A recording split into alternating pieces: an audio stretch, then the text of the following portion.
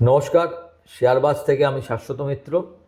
আমার এডুকেশনাল চ্যানেলে আপনাদের সবাইকে স্বাগত। ল্যাকলাস্টার মার্কেট একদম, আপনারা দেখতেই পাচ্ছেন বারবার একই জায়গার মধ্যে মার্কেট আছে, কিন্তু সবথেকে বাজে যেটা হচ্ছে স্টকের দাম কোথায় যাচ্ছে। মানে আমরা মনে আছে 23,000, 22,000 যখন 2023-এর আগে একবার 2022 সালে স্টকের দাম এরম প্রচণ্ড খারাপ অবস্থায় এসে গেছিলো। এখন অবশ্য স্টকের দাম আমরা মনে হচ্ছে খারাপ অবস্থা, কিন্তু আবার যখন আপনি পি অনুসারে দেখবেন স্মল ক্যাপ বা মিড ক্যাপকে, তখন সেই ভ্যালুয়েশানে কিন্তু এখনও পৌঁছায়নি যে ভ্যালুয়েশানে বোঝা যায় আপনি ইমিডিয়েট নিয়ে নিন। এই যে ভ্যালুয়েশানে একদম সস্তা ভ্যালুয়েশান, সেটা বলা যাচ্ছে না, কারণ এখনও ভ্যালুয়েশান 30-32-এর মধ্যে। 2023 আগের দিনও মনে হয় আপনাদের বলছিলাম ভ্যালুয়েশানটা 15-তে ছিল। এখন প্রবলেমটা কোথায় দেখুন, প্রবলেম তিনটে জিনিসে আছে মার্কেটের। একটা হচ্ছে আমাদের ট্রেড ডিল হয়নি, আপনারাও জানেন, এবং সেটা কবে হবে তার কোনো ঠিক নেই। তার মধ্যে আজকে দেখবেন মিড অফ দ্য মার্কেটে আবার একটা খবর এসছে যে রাশিয়ার ওপর আরও কিছু প্রতিবন্ধকতা লাগাতে পারে ইউএসএ। ডোনাল্ড ট্রাম্প বলেছে স্পেশাল আরও কিছু ঘটতে পারে। সেটা যদি হয় তাহলে ইমিডিয়েট ভারত, যে আমরা আশা করছিলাম ভারতের অন্তত যেটা এক্সট্রা ট্যারিফ যে 25% লাগিয়েছে সেটা উঠতে পারে, রাশিয়ার ওপর আবার লাগালে সেটা ওঠার চান্স কমে গেল। সেটা একটা খারাপ। টাকার দামের যে নিচে পড়েছে তার একটা কারণ আছে, কারণটা নিয়ে পরে আলোচনা করছি। প্লাস একটা কারণ হচ্ছে যে রিলেন্টলেস সেলিং অফ এফআইআই। আগের দিন দেখেছেন 7,300 কোটি টাকার প্রায় বেচেছে, সেখানে 77 দিনের মাথায় ডিআই কিনেছে, কিন্তু সেটা 1,077 কোটি টাকা, যেটা খুবই কম। 7,300-র এগেনস্টে 1,077 কোটি টাকা দিয়ে তো, যার জন্য কালকে মার্কেটটা অতটা পড়লো দেখলেন। এখন এফআইআই তো কোনোভাবে বাই করতেই চাইছে না। FII long position in index 9.06% এসছে, ভাবুন, 9.06% অনলি। এর আগে 6% 2020-তে, আর একবার মনে হয় গত মাস বা তার আগের মাসে একবার 8% হয়েছিল। তার মানে বুঝতে পারছেন যে কতটা নেগেটিভ ভাবনা নিয়ে রয়েছে এফআইআই।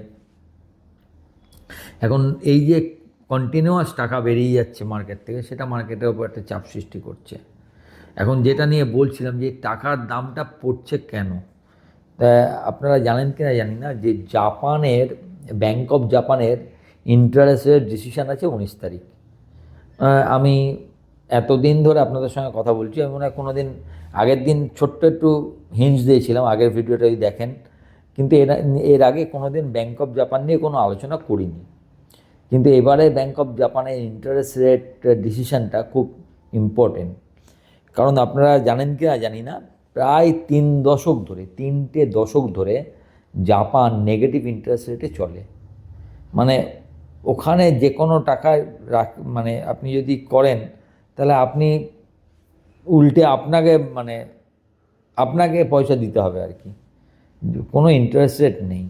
তার ফলে কি, সমস্ত অন্যান্য দেশগুলো করে কি, ওখান থেকে টাকা, জাপান টাকা দিতে তৈরি, জাপানের টাকা ধার নেয়, দিয়ে সেটাকে অন্য দেশে খাটিয়ে ওদের একটা সামান্য একটা ফিস দিতে হয়। সেই ফিসটা ওই 0.0 মানে 25 বিপিএস থেকে 50 বিপিএসের মধ্যে পড়ে। তো এইটুকু দিলেই বাকি টাকাটা প্রফিট হয়। এখন জাপান এই ফার্স্ট টাইম মানে ইন্টারেস্ট রেট হাইক আগেরবার একটু করেছে, এটা হায়েস্ট লেভেলে যাবে যদি এইবারে ইন্টারেস্ট রেট বাড়ায়।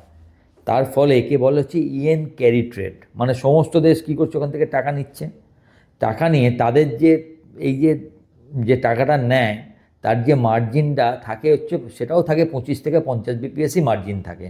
এরমভাবে হিসেবটা হয় আর কি। তা এখন যদি ব্যাংক অফ জাপান ইন্টারেস্ট রেটটা বাড়িয়ে দেয়, তারা এতদিন যে বিজনেস করছিল সেই বিজনেসে সেই লাভটা থাকবে না, ফলে তাদের উল্টে কিছু টাকা লস হবে। এখন এই লসটা মেক আপ করার জন্য কী হবে, সবাই চাইবে যে টাকাটা ফেরত দিতে। তার মানে লিকুইডেশন হবে একটা, সেটা প্রায় $500 বিলিয়ন এই লিকুইডেশনটা মার্কেটে একটা প্রেশার তৈরি করতে পারে, এবং সেটা একটা ক্যাসকেডিং এফেক্ট হতে পারে। তো এখন কতটা কি হবে, কিভাবে কি নেয়, ব্যাংকাররা কিভাবে এটাকে ম্যানেজ করে, সেটা দেখবার। যার জন্য দেখছেন এই যে টাকা এত পড়ার সত্ত্বেও আরবিআই কিছু করছে না কেন, এই 19 তারিখ অবধি দেখে নিচ্ছি যে টাকাটার কী ভ্যালুয়েশন কতটা খারাপ যেতে পারে।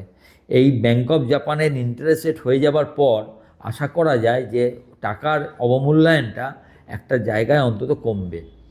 এমনিতে টাকা অলরেডি প্রায় 6% পড়েছে 2025-এ, এবং এটা হচ্ছে সবচেয়ে খারাপ করেছে আর কি। যত কারেন্সি আছে তার মধ্যে সবচেয়ে খারাপ প্রদর্শন আমাদের টাকার।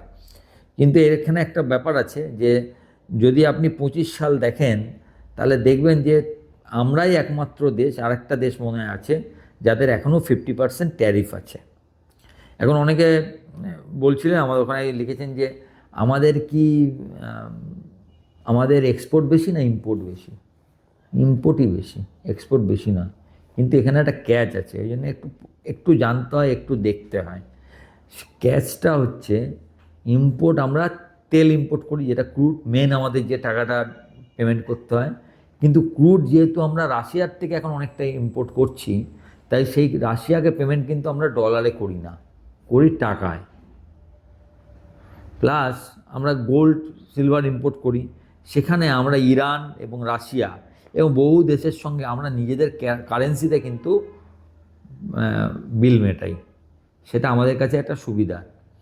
তাই জন্যে সব দিক দেখতে গিয়ে এখনও আমি জানি যে টাকার এই মুহূর্তে আরবিআই হয়তো হিসাব করে দেখছে যে নাহলে আরবিআইয়ের ইন্টারভেনশন আপনি দেখতে পারতেন। আরবিআই ইন্টারভেনশন দেখছেন না এই কারণে যে এইখানে আরবিআই হয়তো দেখছে যে না ঠিক আছে, এখন এখানে টাকাকে যদি আমি পড়তে দিই তাহলে আখেরে তো সব মিলিয়ে ভারতের হয়তো এই মুহূর্তে সুবিধা হবে। পরবর্তীকালে যদি দেখেন, আপনি দুটো জিনিস মিলিয়ে নেবেন, যদি এই ইন্টারেস্ট রেট হাইক না হয় তাহলেও দেখবেন টাকা প্রায় 8 আনা থেকে 1 টাকা বাড়বে। যদি ইন্টারেস্ট রেট হাইক না হয়, mark my word, bank of Japan interest rate hike করলো না, তাহলে দেখবেন আবার টাকা 8 আনা বা 1 টাকা বেড়ে যাবে। দ্বিতীয়, যদি ট্রেড ডিল হয় তাহলেও কিন্তু টাকা 8 আনা 1 টাকা বাড়বে, কারণ টাকার ওপরে যে চাপগুলো ছিল সেই প্রেশারগুলো সরে যাবে। এখন এই দুটো কবে হবে না আপনি জানেন না আমি জানি।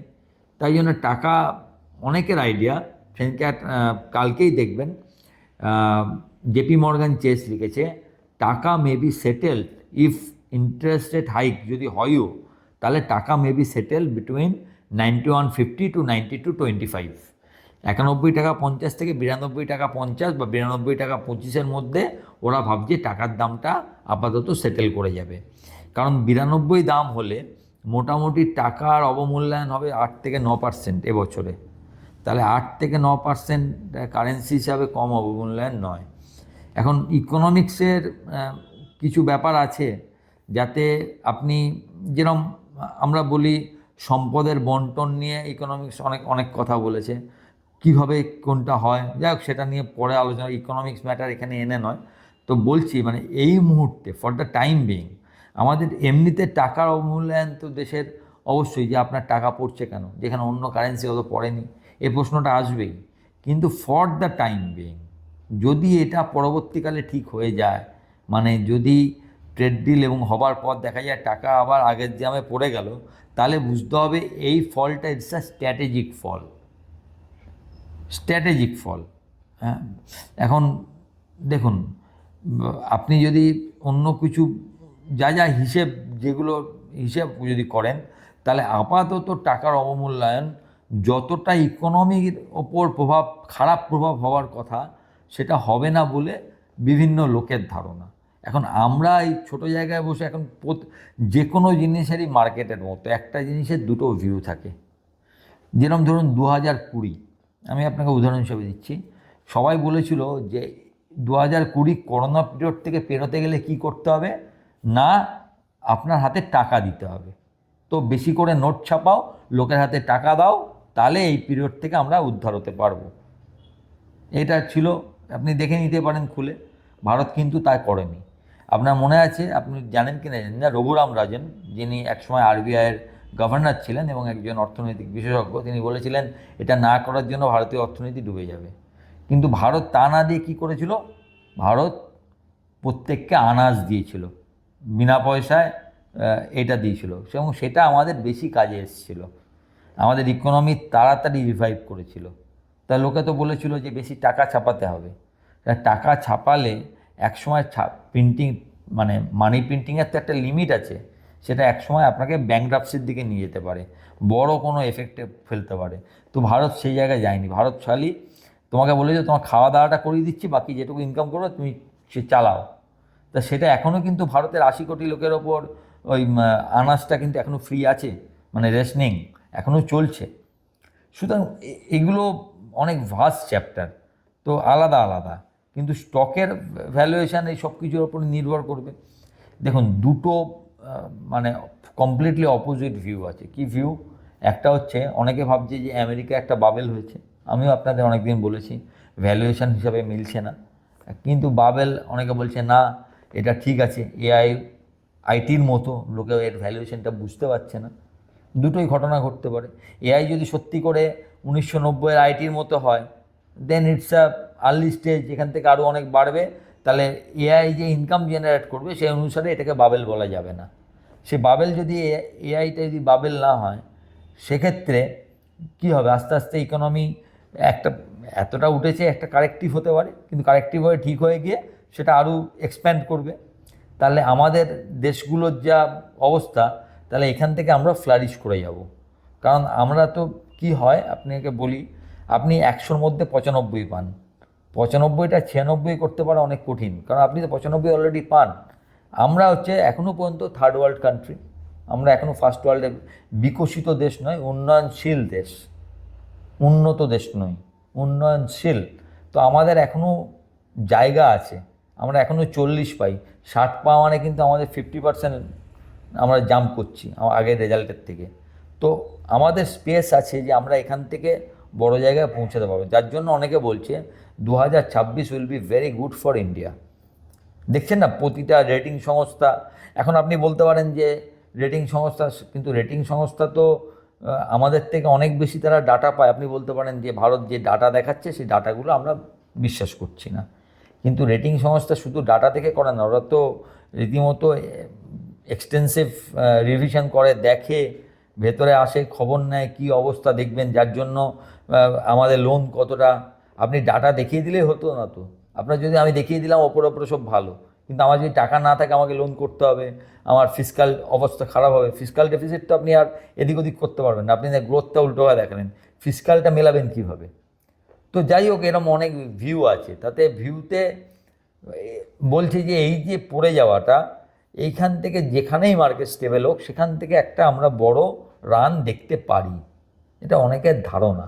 এখন সেটা কবে হবে, কি হবে, এখন মার্কেট যখন বাড়ে, কী হারে বাড়ে, আপনি তাহলে আপনাকে বলি 23-22 সালের শেষ দিকে, যে আমি একটা ছোট উদাহরণ দিই আপনাকে বলি, আরইসি 660-70 টাকা থেকে হাফ দামে চলে এসেছে 30 টাকা, কারেক্টিভ হয়েছে কত?